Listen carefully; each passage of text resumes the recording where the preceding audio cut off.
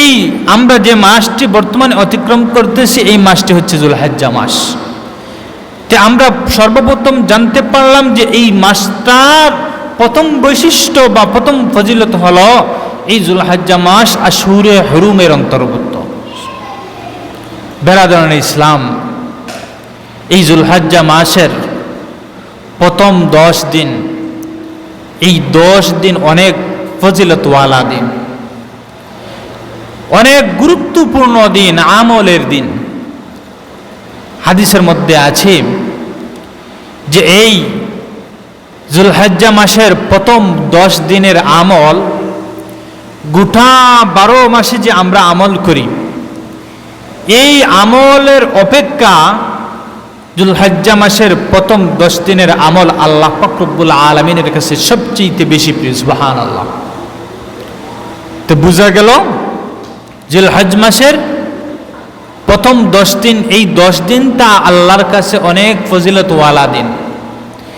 এই দিনগুলোতে আপনার আমার জন্য উচিত হলো বেশি বেশি করে আমল করা। এই যুলহজ্জা মাসের 10 দিন আমরা বিশেষ করে 10টি আমল বিশেষভাবে করব। সর্বপ্রথম হলো আমরা বেশি বেশি করে এই দিনগুলোতে ইবাদত করব। কারণ হাদিসের মধ্যে আছে এই 10 দিনের ইবাদত আল্লাহ পাক রব্বুল আলামিনের কাছে অন্যান্য মাসের ইবাদতের চাইতে অনেক ফজিলতওয়ালা, অনেক মহব্বতের আমল হচ্ছে এই 10 দিনের আমল। সুবহানাল্লাহ। এই জন্য আমরা বেশি বেশি করে এই যুলহজ্জা মাসের প্রথম 10 দিন বেশ আমল করব। দ্বিতীয় নম্বর হলো এই আমরা বেশি বেশি করে জিকির করব। আল্লাহ পাক রব্বুল আলামিনের বেশি বেশি করে আমরা আল্লাহকে স্মরণ করব, আল্লাহকে স্মরণ করব, আল্লাহর জিকির আজকার করব, আল্লাহর কাছে চাইব, আমরা আল্লাহর কাছে দোয়া করব। এই হচ্ছে যুলহজ্জা মাসের বিশেষ আমল। তৃতীয় নম্বর হলো দিনের বেলা আমরা রোজা রাখব। দিনের বেলা কি করব? রোজা রাখব। আর মাইক নেন, এই যুলহজ্জা মাসের 4র্থ নম্বর বিশেষ আমল হলো আমরা কি করব? দিনের বেলা রোজা রাখব। অর্থাৎ যুলহজ্জ মাসের 9 তারিখ পর্যন্ত ঈদের আল্লাহি আন ইউকাফিরাস সানাতাল্লাতী ক্বাবলাহু ওয়াস সানাতাল্লাতী বাদাহু, যে আরাফার রোজার সম্পর্কে আল্লাহ রাসূল সাল্লাল্লাহু আলাইহি সাল্লাম বলেন, আমি আশা রাখি এই আরাফা রোজা রাখার মাধ্যমে আল্লাহ পাক রব্বুল আলামিন তার বান্দার পূর্ববর্তী পূর্ণ 1 বৎসরের গুনাহকে মাফ করে দেবেন এবং সাথে সাথে সামনের 1 বৎসরের আল্লাহ পাক রব্বুল আলামিন বান্দার গুনাহকে মাফ করে দেবেন। সকলে বলি সুবহানাল্লাহ। ব্রাদার ইসলাম, এই যুলহজ্জা মাসের আরেকটি আমল হলো বেশি বেশি করে তাকবীর পাঠ করা।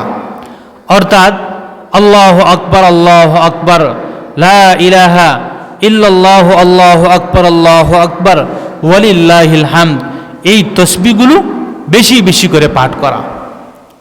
এই তাসবিহগুলো কি করা? বেশি বেশি করে পাঠ করা। এই হচ্ছে যুলহজ্জা মাসের বিশেষ আমল। আর আরেকটি আমল হলো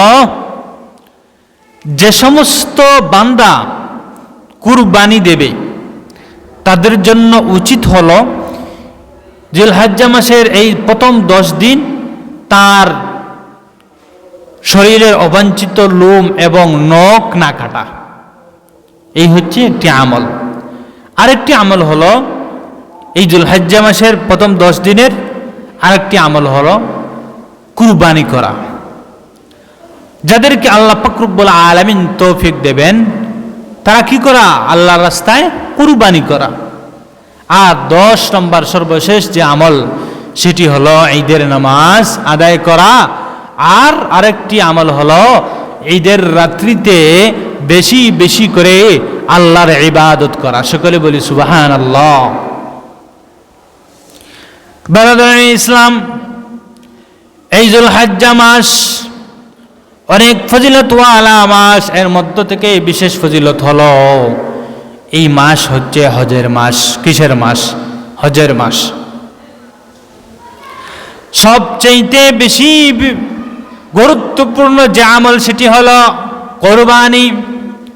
এই যুলহজ্জা মাসের 10 নম্বর দিন, 11, 12 এই 3 দিন আল্লাহ পাক রব্বুল আলামিন যাদেরকে তৌফিক দিবেন তারা কি করা? আল্লাহর রাস্তায় কুরবানি করা, আল্লাহকে খুশি করার জন্য কুরবানি করা। এখন আমি আপনাদের সম্মুখে কুরবানির কিছু আলোচনা করব। গত জুমায় কিছু আলোচনা করেছিলাম। গত জুমায় আলোচনা করেছিলাম কুরবানির কোথায় থেকে শুরু হয়েছিল, সেই ইতিহাস শুরু করেছিলাম। আজকের জুমায় আলোচনা করব আমরা যে বর্তমানে কুরবানি করতেছি তা কিসের মাধ্যমে করতেছি বা কোন নিয়ম অনুযায়ী করতেছি। সর্বপ্রথম আমরা জানব আমরা যে কুরবানি করি এই কুরবানির দ্বারা উদ্দেশ্যটা কি। সকলেরই জানা এই কুরবানি অত টাকা আমরা খরচ করি, গরু কিনি, এর মধ্যে কিসের হিকমত?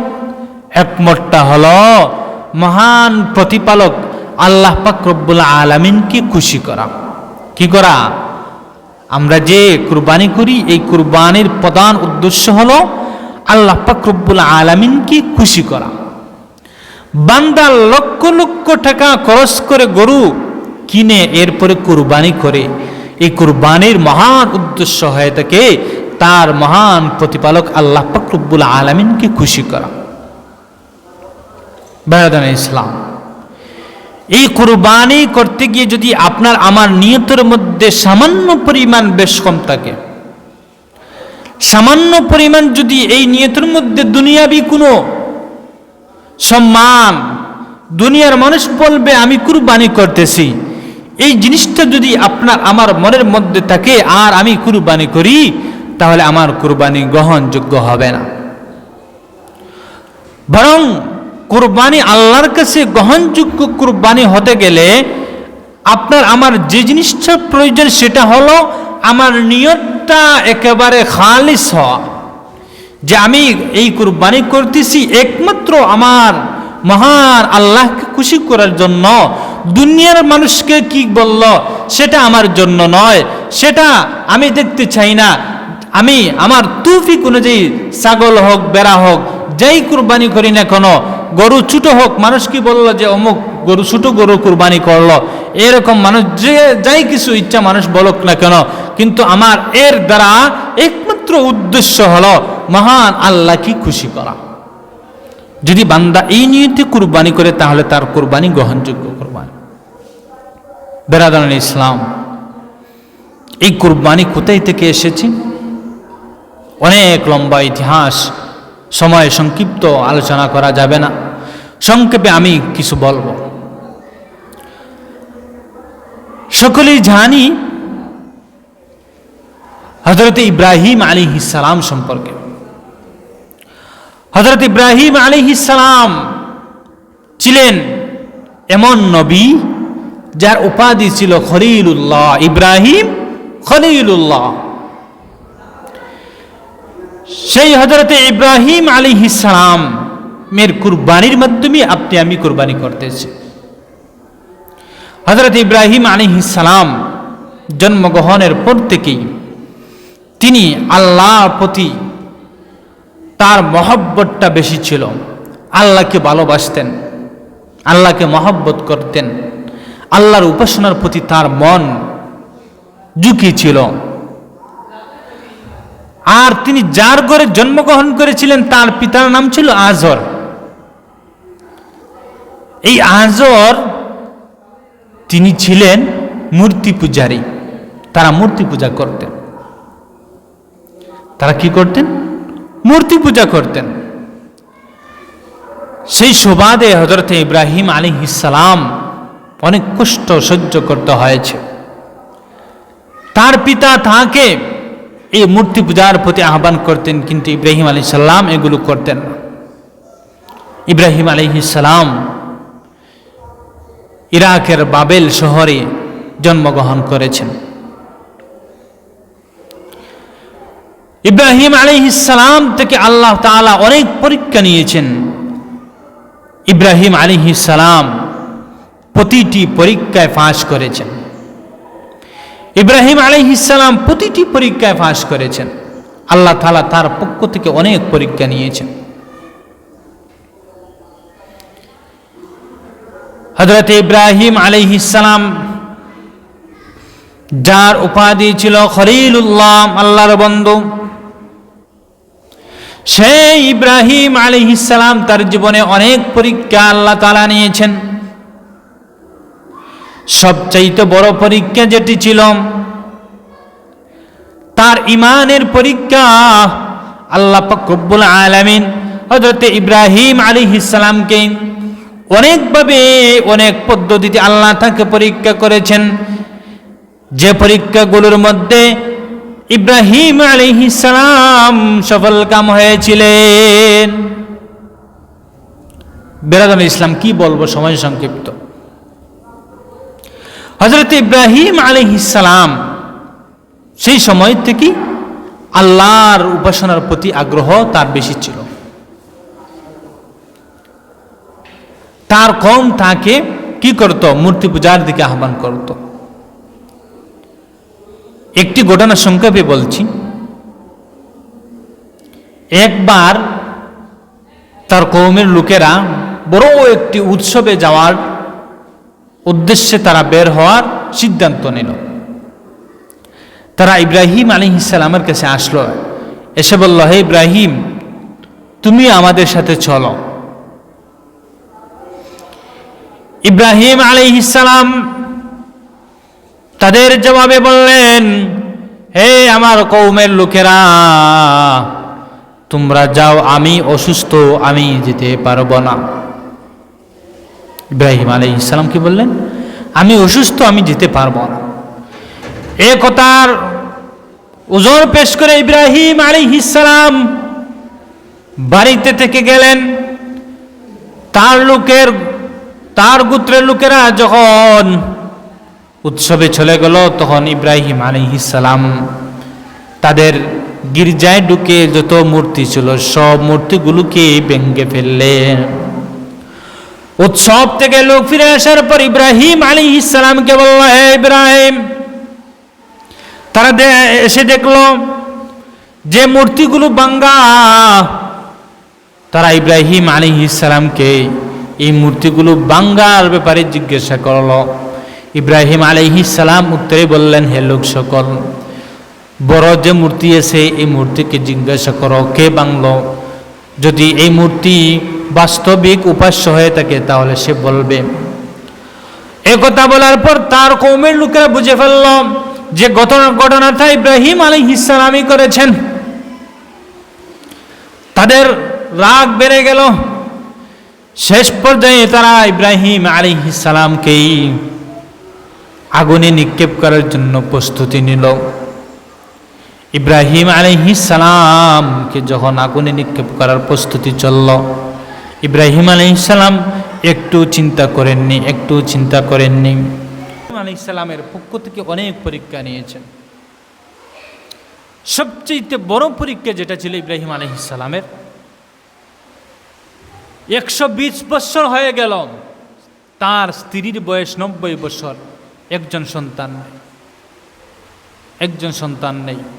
ইব্রাহিম আলাইহিস সালাম অনেক কান্নাকাটি করলেন আল্লাহর কাছে, অনেক কান্নাকাটি করলেন সন্তানের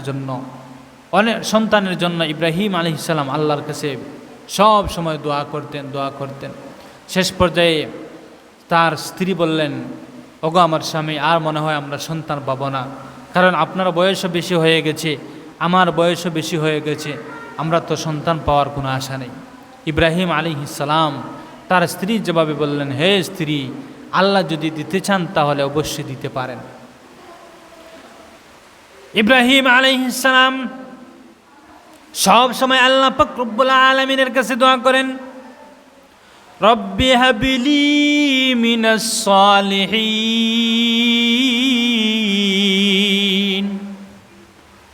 ইব্রাহিম আলাইহিস সালাম আল্লাহ পাক রব্বুল আলামিনের কাছে দোয়া করেন, রব্বি হাবলি মিনাস সালিহিন, ওগো আল্লাহ আমাকে নেক সন্তান দান করো।